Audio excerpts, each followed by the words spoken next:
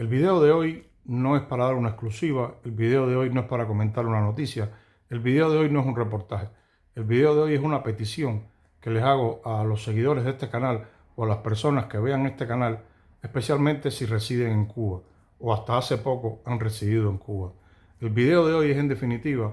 una especie de petición para poder entender, para asimilar en la medida de lo posible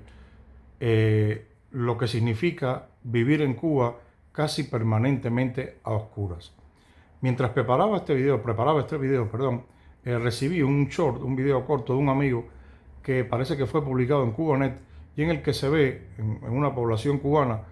no leí si lo especificaba o a lo mejor no lo especificaba, y se ve que están oscuras, que eventualmente parece que viene la luz y hay unos niños coreando que me parecieron las niñas estas de la película de Pesadilla en Elm Street, los que lo hayan visto, los que sean cinéfilos. Esa cantaba, una viene Freddy, dos te va, en fin, pues los niños cantaban, viene la luz, se va la luz. Y me pareció extremadamente deprimente. Y me hizo recordar mi niñez, cuando yo, vamos a poner entre comillas, disfruté de alguno de esos apagones, evidentemente no con la intensidad de ahora, ni de lejos. Yo cogí apagones a principios de los 90, yo me fui sobre el 93, entonces bueno,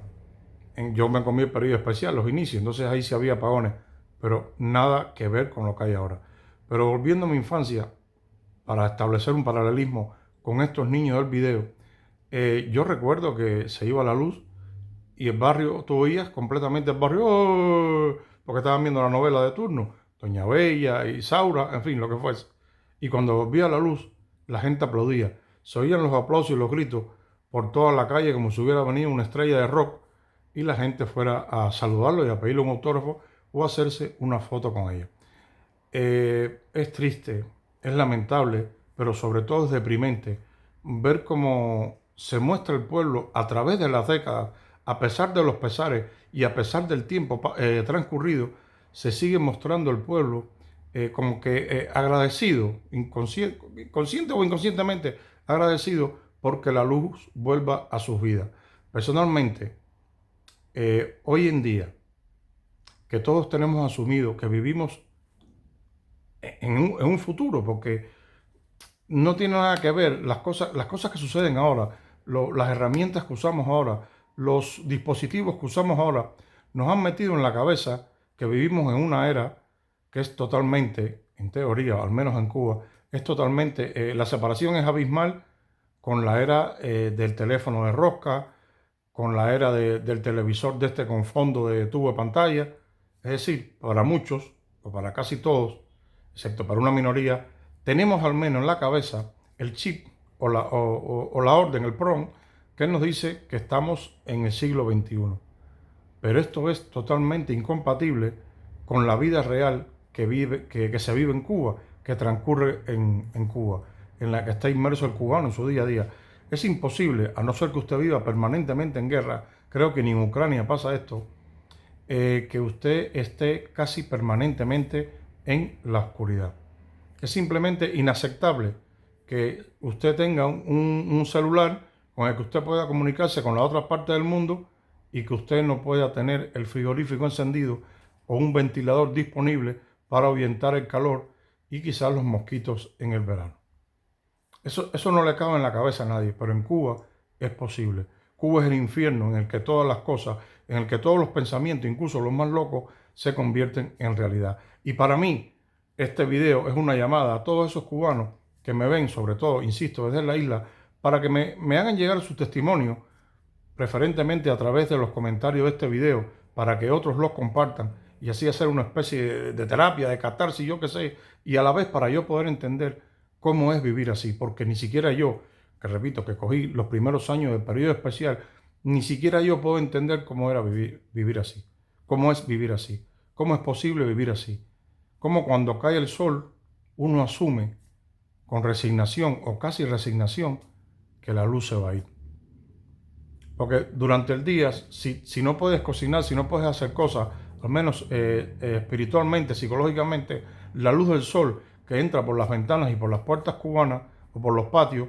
pues te trasladan a un mundo en el que todavía la luz es posible. en el que todavía eludir la oscuridad es posible. Pero cuando cae la tarde, cuando cae la noche y además cae la sensación de que esto es noche, pero noche de verdad,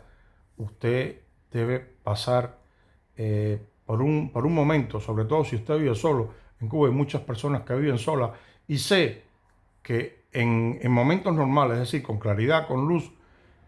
evitan salir a la calle por el tema de la delincuencia, porque se sienten susceptibles de ser atracados. Imagínense esas personas en la soledad de su casa, abrumados y cercados por una oscuridad que casi se puede palpar,